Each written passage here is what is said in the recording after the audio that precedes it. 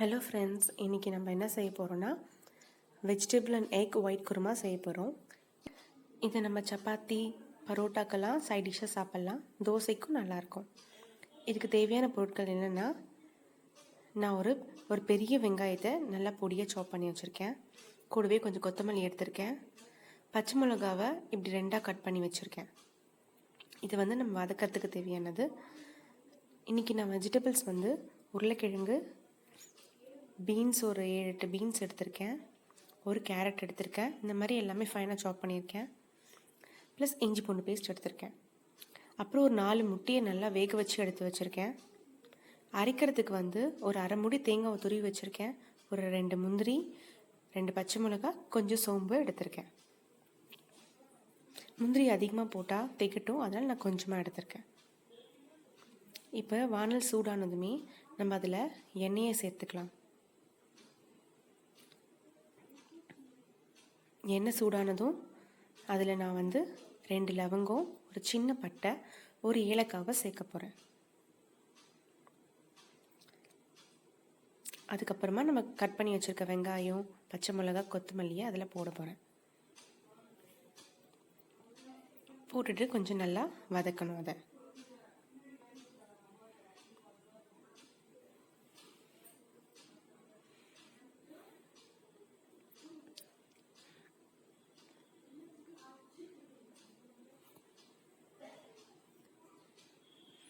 நல்லா வதக்கிக்கலாம். இது கொஞ்சம் வெங்காயம் டிரான்ஸ்பரண்ட்டாக ஆகும்போது நம்ம அதில் இஞ்சி பூண்டு பேஸ்ட் ஒரு 1/2 ஸ்பூன் நான் போடலாம்.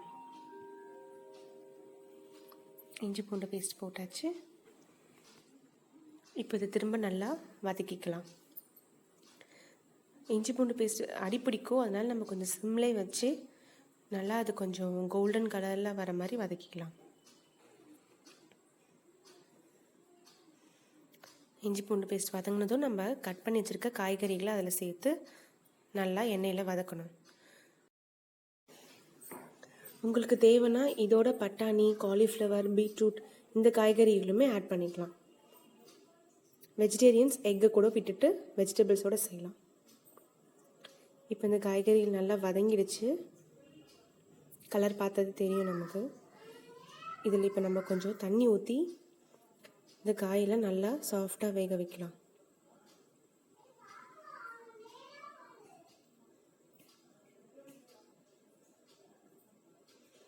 இதை தட்டு போட்டு மூடிட்டு இந்த காய் வேகிறதுக்குள்ளே நம்ம அரைக்கிறதெல்லாம் அரைச்சி வச்சுப்போம்.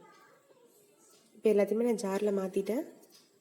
கொஞ்சோண்டு உப்பு மட்டும் சேர்த்து இப்போ நான் நல்லா ஸ்மூத் பேஸ்ட்டாக அரைச்சி வச்சுட்டேன். இப்போ இந்த பாயில் பண்ண எக்கை ஒரு கத்தி வச்சு சும்மா ஒரு 2-3 சைடு சும்மா கோல் மாதிரி கிழிச்சு விட்டுடலாம். இல்லை ஃபோர்க் வச்சு கூட நீங்கள் சும்மா குத்தி விடலாம். இது ரெடி பண்ணி எடுத்து வச்சாச்சு. இப்போ காய் வெந்துச்சான்னு பார்க்கலாம். இது காய் எடுத்து நான் அமுத்தி பார்க்குறேன். நல்லா வெந்துடுச்சு.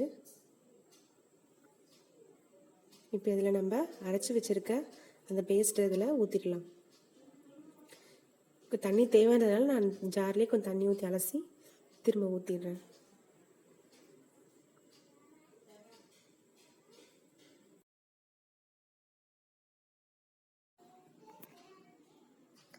இப்போ இதில் நான் கொஞ்சம் உப்பு சேர்த்துக்கிறேன். பச்சை மிளகா சேர்த்துருக்கனால வேறு எந்த காரமும் இதில் நம்ம போட தேவையில்லை. உங்களுக்கு இன்னும் கொஞ்சம் தண்ணியாக வேணும்னா கிரேவியில் இன்னும் கொஞ்சம் தண்ணி ஊற்றிக்கோங்க. திக்காக வேணும்னா அப்படியே விட்டுடுங்க. இப்போ இது நல்லா கொதிச்சிடுச்சு. கொஞ்சம் சுண்டி இருக்கு, பார்த்தா தெரியும் உங்களுக்கு. இப்போ இதில் நான் வேக வச்ச முட்டையை ஒன்று ஒன்றா அதில் போட்டுடுறேன்.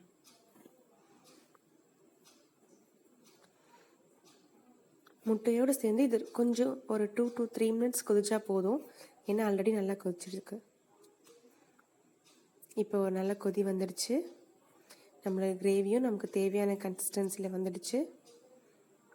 இப்போது சுவையான கிரேவி ரெடி. இது ரொம்ப டேஸ்ட்டாக இருக்கும். கண்டிப்பாக ட்ரை பண்ணி பாருங்கள். தேங்க்யூ.